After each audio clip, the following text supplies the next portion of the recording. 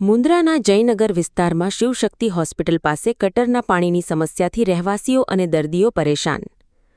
મુન્દ્રા શહેરના શાળાઓ રોડ ઉપર ઉમિયાનગર પાસે આવેલા કોમ્પ્લેક્સની પાછળ આવેલા જયનગર વિસ્તારમાં શિવશક્તિ હોસ્પિટલ જવાના મુખ્ય માર્ગ પર ગટરના પાણી ભરાઈ રહેવાની ગંભીર સમસ્યાને કારણે સ્થાનિક રહેવાસીઓ તેમજ હોસ્પિટલમાં આવતા દર્દીઓ અને તેમના સ્વજનો ભારે હાલાકીનો સામનો કરી રહ્યા છે.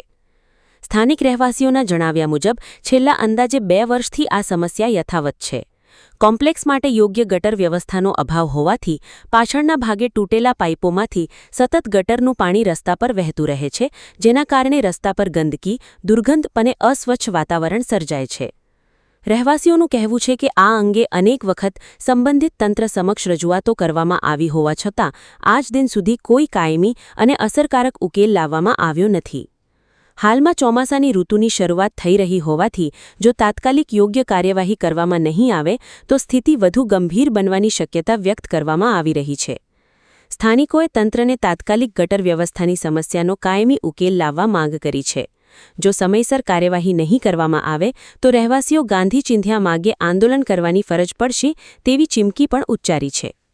શિરાજ મલેક સાથે કાસમ ખલીફા, ન્યૂઝ 11 ગુજરાત, મુન્દ્રા, કચ્છ.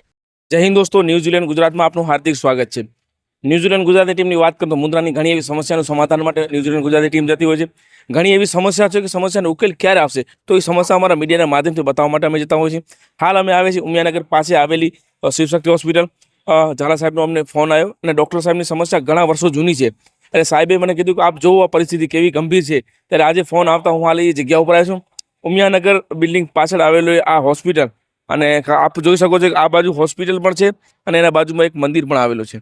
હવે આ મંદિર એટલે પવિત્ર જગ્યા, અહીં જવું હોય લોકોને તો આપ જોઈ શકો છો કે દયનીય પરિસ્થિતિ કેટલી છે. અહીં આ ગટરનું પાણી છેલ્લા કહેવાય કે 12 મહિનાથી આનો ઉકેલ કોઈ આવ્યો નથી. સાથે દર્દીઓ પણ અહીં આવી રહ્યા છે.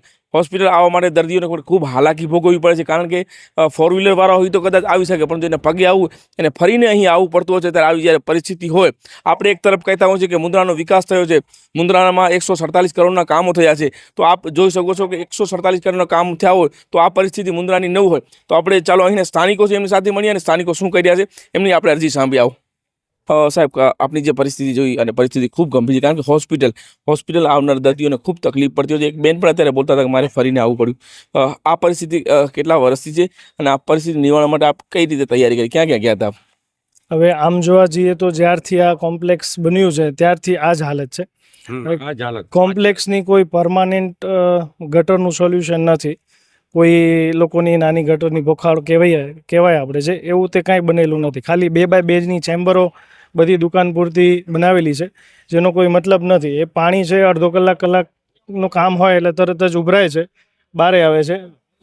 આગળ લગભગ 20-22 દુકાનો છે, ઉપર 5-10 ઓફિસો છે. એ લોકોનું પણ ટોયલેટ બાથરૂમનું જે બી પાણી છે એ આ બધી તમે પાઇપ જુઓ છો એમાંથી બધું નીચે બારે આવે છે.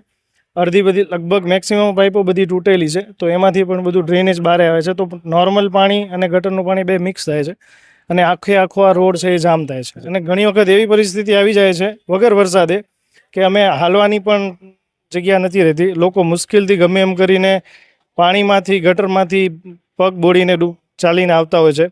તો આવી હાલત છે અને આના માટે અમે વારંવાર અરજીઓ કરેલી છે. ક્યાં રજૂઆત કરી છે અત્યાર સુધી? રજૂઆતમાં અમે નગરપાલિકામાં કરી છે, જ્યારે પહેલાં પંચાયત હતી બહાર હોય ત્યારે પણ કરી છે. અને આ લોકોને પણ અમે પર્સનલી આગળ દુકાનો જે છે માલિકો છે એ લોકોને પણ અમે વારંવાર જઈને લેખિત ને મૌખિક અરજીઓ વારંવાર કરી છે. એ લોકોને પણ કહ્યું છે. સાહેબ, આપ ડૉક્ટર છો ને આપને પણ ખબર છે કે વરસાદ થતો હોય ત્યારબાદ રોગચાળો ફાટતો હશે, ડેન્ગ્યુ જેવી બીમારી પણ આવતી હશે. અને કારણ કે આપની હોસ્પિટલ પણ છે અને હોસ્પિટલ સામે જો આવી ગંદકી હોય ત્યારે લોકો દર્દી પણ આપને કહેતા હશે સાહેબ કે આ પરિસ્થિતિ કેમ છે, તો આપ શું જવાબ આપતા હશો એમને? હા, હવે એ લોકોને જવાબ આપવો બહુ મુશ્કેલ બને છે, કારણ કે અમે જાણીએ છીએ કે આટલી બધી ગંદકી હોય ત્યાં દરેક જાતના રોગ, મેલેરિયા છે, ડેન્ગ્યુ છે, ચિકનગુનિયા છે, આવા રોગો થતા હોય છે. અને અહીંયા પાછળ બધા રહેવાસીઓ છે એ લોકો બી આના કારણે વારંવાર બીમાર પડતા હોય છે, જેથી કરી મારી પાસે બી દવા લેવા આવતા હોય છે અને સરકારી હોસ્પિટલમાં બી જતા હોય છે. અને આના કારણે ખૂબ ગંદકીના કારણે ખૂબ રોગ ફેલાઈ રહ્યો છે. આજુબાજુના સોસાયટીના રહીશો બધા આનાથી કંટાળી ગયેલ છે. જે પણ જવાબદારો છે, જે પણ આપણા સરકારના ધારાસભ્ય છે, એ લોકોને આપ શું સંદેશ મીડિયાના માધ્યમથી આપવા માંગશો? એ લોકોને હું એટલી વિનંતી જ કરીશ કે જલ્દીથી જલ્દી આ વસ્તુનું નિરાકરણ લાવે આ ગટર છે એનું સોલ્યુશન લાવે તો અહીંયાના રહીશો માટે અને બધા માટે ચાલવાની થોડીક ફેસિલિટી થાય, વ્યવસ્થિત માણસો ચાલી શકે. રાજેશભાઈ, આ હાલ જે છે, કારણ કે આપ પણ અહીં રહો છો અને ઘણા લોકો અહીં આપણા સગા સંબંધી પણ રહે છે, પરંતુ આ પરિસ્થિતિને જોતા તમને શું લાગે? બાળકોને સ્કૂલ જવું પડતું હશે, તમારે હોસ્પિટલથી ગામમાં જવું પડતું, કઈ રીતે જતા હો છો તમે?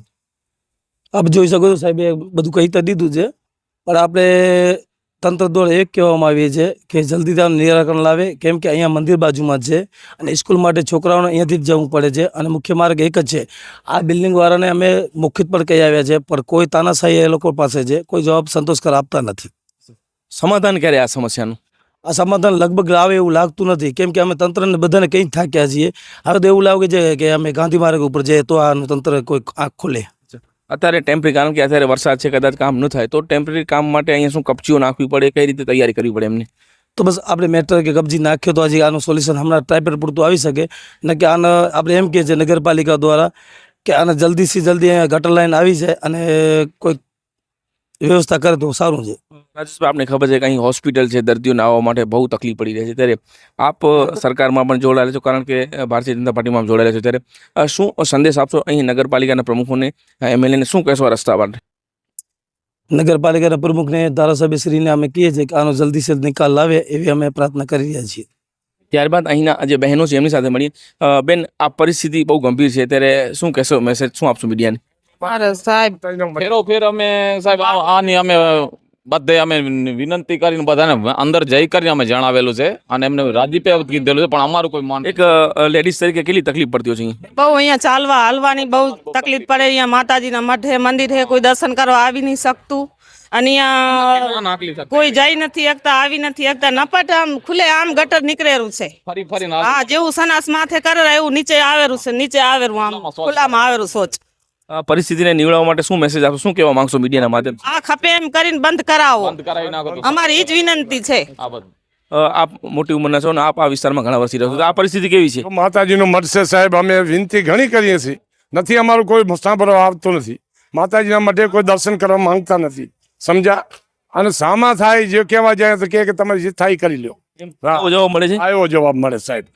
અમે કહેવા જાય તો સામા એ કે તમારે જે થાય કરી લો જવાબ. અમે કેમ કરીએ સાહેબ, કેને કહીએ? તો આટલી અમારી વિનંતી છે. અમે એમ કહીએ છીએ કે સાહેબ બંધ કરાવો, તમારી ભલાઈ છે, સમજ્યા? અને અમારી વાત કોઈ સાંભળો. હવે આનું નિવારણ શું વહેલી તકે કઈ રીતે બંધ થાય સાહેબ? જો તાત્કાલિક બંધ કરાવો તો અમારું સારું લાગે સાહેબ. અમારા બચ્ચા બહાર હાલી નથી શકતા, રાતના બહુ તકલીફ છે અમને, સમજ્યા? આ પૂછા કરો સાહેબ એમને, અમે વિનંતી ઘણી કરી સાહેબ, સમજ્યા? રાજેશભાઈ, લોકો ખૂબ ઉગ્રમાં છે અને લોકોનો ગુસ્સો એટલી હદે ફૂટ્યો છે કે હવે જો આ નહીં કરે તો અમારે ક્યાંક ને ક્યાંક આંદોલન કરવા પડશે. ત્યારે સાહેબ, આ પરિસ્થિતિ તમે જોડાયેલા છો સર ભાજપ સાથે, આ પરિસ્થિતિનું નિવારણ ક્યારે છે? નિરાકરણ આવી જશે એ તો આપણને ખાતરી છે, પણ આ લોકો હવે કોમ્પ્લેક્સ વાળાને એવો ત્રાસ છે, તાનાશા એવી છે કે આપ જોઈ શકો છો હવે ગટર તો ખુલ્લા મોકલે છે, જેમ આવે એમ વર્તાવ કરે છે, લેડીઝને જેમ આવે વર્તાવ કરે છે એ લોકો. એટલે આમાં શું છે, અમુક જે મોટા મોટા માથા છે, અધિકારી છે મોટા, એટલે એના માધ્યમથી કોઈ બીઆઈ છે શું કરે છે ખબર નથી પડતી. નગરપાલિકાને અમે મુખ્યત રજૂઆત કરી, હવે લેખિત પણ કાલથી રજૂઆત કરવાના છીએ. આપ જોઈ શકો છો અગાઉ પણ આ જ્યારે આપણી રજૂઆત ઉપર રોડ બની હતી, આ રોડની 6 મહિના પણ નથી થયા અને હાલત આપ જોઈ શકો છો. એટલે હવે આની પ્રોસેસ શું છે? કારણ કે રોડ બનવો જોઈએ, ગટર થઈ ગઈ, કામ થઈ ગયું ગટરનું, હવે રોડની પ્રોસેસ અત્યારે શું કરવું જોઈએ? અત્યારે ટ્રાઇબલ આપણને અહીંયા મેટર નાખીને અને હાલવા ચાલવાનો રસ્તો તો નગરપાલિકા દ્વારા બનાવી આપવો જોઈએ.